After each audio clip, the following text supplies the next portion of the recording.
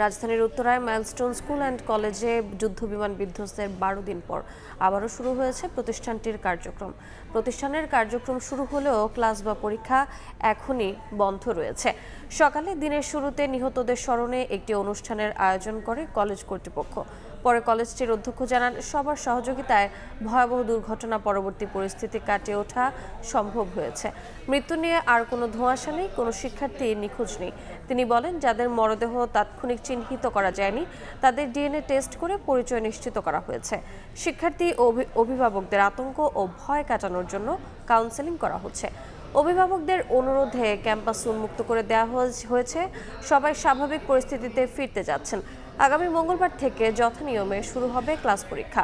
গত 21 জুলাই রাজধানীর উত্তরার দিয়াবাড়িতে মাইলস্টোন স্কুল ভবনে বিমান বাহিনীর যুদ্ধবিমান বিধ্বস্ত হয়।